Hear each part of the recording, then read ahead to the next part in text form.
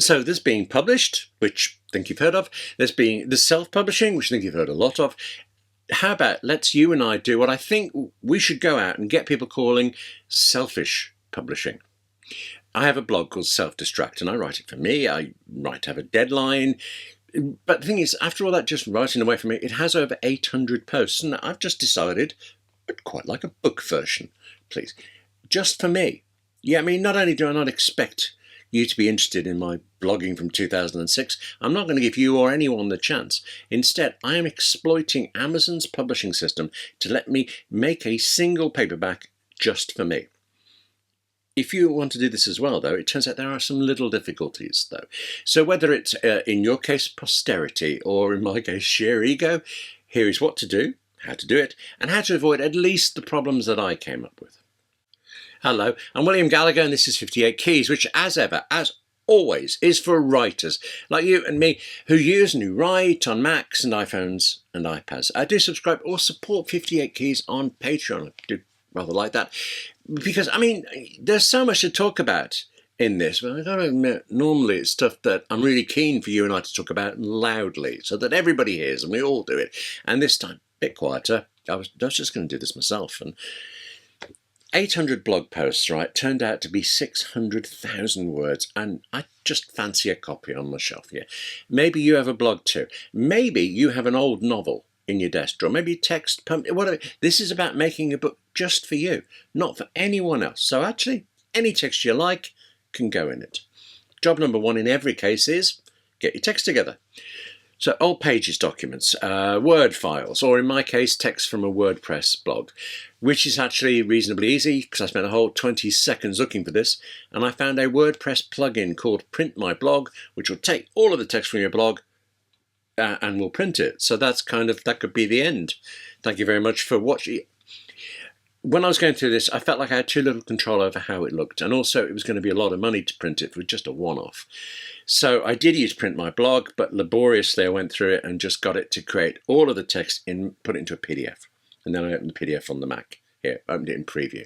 I mean, there are many PDF apps, and I'm sure some of them will let you open a document and then export the text in Word or some format. But I didn't have one, didn't know how to do it, so just Command A for select all, Command C for copy. I used different hands, obviously. And then I went over to Pages and I opened a new document, hit paste. I mostly regretted it, actually, because it turns out that 800 posts, more than 500,000 words, doesn't half make for a large Pages document, and Pages creaked. And it had some weird characters in it, some odd footnotes as well. And the footnotes I understood, they were to do with the blog and when I happened to use Print My Blog, but all of it had to go. And in the end, yeah, I went through each blog post one by, well, I say that, I stopped after a bit. I've decided I'm going to do this in multiple volumes when I can face it, when I get round to it. But in tidying up about the first 4 years worth of blog posts, I did find something, I did remember actually something that could be useful for you in any case. Pages. Pages can search for carriage returns. For some reason, a lot of my entries that came through, they had the word uncategorized added at the end. Getting rid of uncategorized, well, that's easy because it's not a word I really use, and does any human being use that word? But it was uncategorized return, and that was tougher. To do that in Pages, you use the View menu first and you turn on Show Invisibles.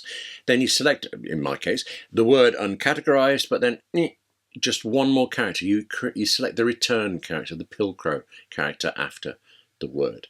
Next, you choose Edit, Find, and Use Selection for Find.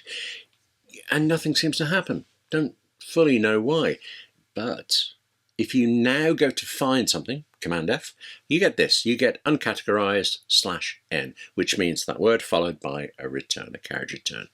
/n is a regex command, a regular expression, and presumably if you knew it already, you could have just typed /n directly, but I didn't even think of it. Didn't think of a lot of things. Glossing over what turned out to be 2 hours of work tidying up this thing. It's a long blog. Well, okay, 2 hours, yeah, but then it was done. And my text was ready. I was ready to send to Amazon, wasn't I? I keep saying Amazon. I shouldn't really, because you don't have to use Amazon. Of course you don't. But a local printer, for example, is unlikely really to be able to do you just one copy of a book. Local printers are great, and local printers are also local. which actually does become a thing in a bit. But sticking with Amazon, if you don't happen to have done this before, then to publish on Amazon in any form, paperback, hardback, Kindle, ebook, you use its Kindle Direct Publishing Service, KDP. Actually, it's kdp.amazon.com. And notice it's .com even if you are not in the States. I'm in the UK.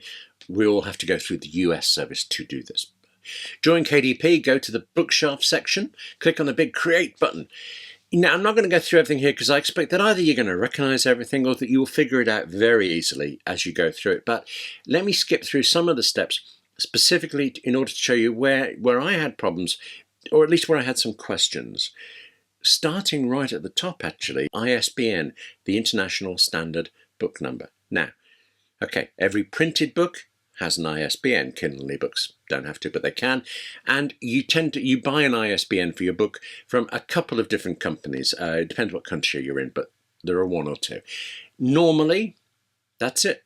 £80 for one ISBN in the UK or $125 for one in the US. You can get them much cheaper, but by buying them in sets of 10 or more and things like that. And okay, you buy them. Having your own ISBN means this book is yours. It is registered to you. You're sorted. But you can instead save some cash and let Amazon give you an ISBN for free.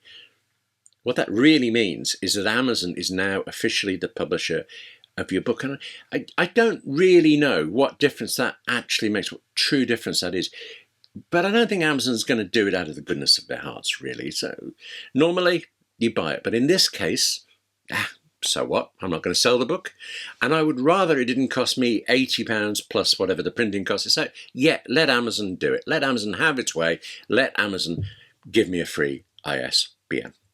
Next, you step through various options. And actually, in this case, you do so with abandon. I mean, what do you care what keywords describe this book or which categories it goes into? You're the only one buying this. Put anything. Go crazy. Then actually, in a bit, there will be pricing, and this is similar, so let me say it now. That requires no thought either. Amazon is going to set you a minimum price based on how much it will cost them to physically print it, plus a little bit of profit for them. You can't go lower than the minimum Amazon says. You think you can, but no, hold that thought. And you don't want to pay more, so whatever Amazon says is what you type in the price box. Off you go. Easy. What's a little bit harder, it turns out, is the bit in the middle, the bit between the ISBN and the price. This is the text of your book, the contents of your book. And actually, that should be so straightforward because you've written it. It's done. And yet, not so much. I think this actually is really why the whole thing took me much longer than I thought. Why this idle fancy became a bit of a job the other morning. My self-destruct blog, well, it was 9 pages. Amazon says it takes Word documents, so I just exported from Pages into Word format. Done. There's 58 keys episode about how to do that. Doddle. And Amazon's Kindle Direct Publishing wouldn't take it. Now, if it had been because of the conversion from Pages, okay, that's a pain, but understandable. I would have had to go back and change that 58 keys episode about conversing, but no. I tried doing it all in Microsoft Word directly, cut Pages out completely, and Amazon still wasn't having it. In fact, Amazon was telling me off for how that Word document is a single page when it should be at least apparently 24 for the paperback that I wanted to make. Yeah, Amazon, the Word document was actually over 400 pages. To cut a long story, I'm not really sure I can say short now with a straight face. To cut a long story shorter, what finally worked for me was exporting from Pages into PDF. And yet the first time I did it, it failed again. And I am not above weeping at this time, but the second time I tried it with no apparent differences, exported to PDF and Amazon took it just fine. I honestly think Amazon is messing with us. That's what it is. So you've got the book. Amazon says, yes, you need to go through the online previewer just to see that it looks okay. If it doesn't, then you go back to Pages or Word or whatever and you change whatever it is you don't like. When it does look okay, when it does work, you do the prices thing, and then you submit the book for approval. This approval thing, it's a process done by actual human beings who I expect must be bored out of their skulls sitting there every day. But they do very quickly say, no, there's a formatting problem you missed. Or they say, okay, whatever, it's your money. Yeah. From the moment they say, okay, whatever, it's your money, it takes between 3 and 5 days for the book to go live on Amazon and be available to the world. Before or after that, though, you can have Amazon send you author copies, but don't. Author copies, in this case, well, in every case, they're for proofing, for checking that the book is okay before it can be bought by the public and they could be disappointed. And of course you want to know it's okay. Of course you need that. Plus, this thing where I said you can get things cheaper, author copies are cheaper. They are pretty much just the cost of how much it costs Amazon to print it. And still, I'm saying no. Cheaper, you need a test? No. Because author copies are printed in only a couple of places in the world. I would have imagined, actually, I would have been certain that America was one of them. But when I tried with this, no, it wasn't. When I tried ordering author copies, Amazon would only allow me to order them from Amazon Canada or Amazon Australia. No US, definitely not UK, where I am.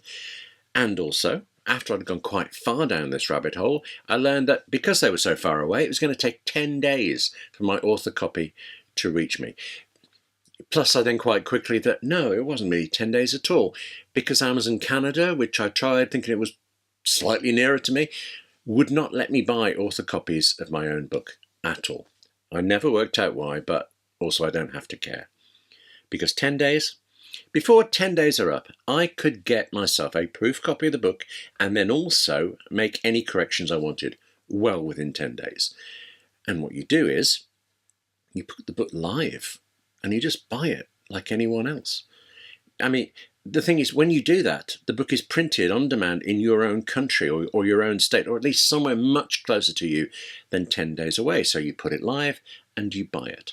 Now, I suppose you are running the risk of someone finding it and buying it, but what are the odds? And you're running the risk that it could be awful. It could be some terrible, terrible formatting mistake, but you were prompted through checking it out in advance in Amazon's online printer. So you've seen most possible errors.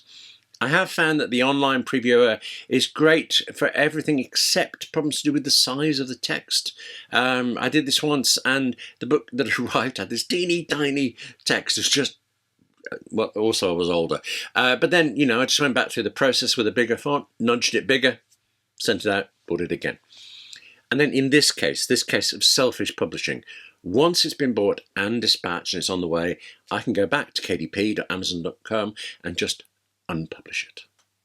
Job done.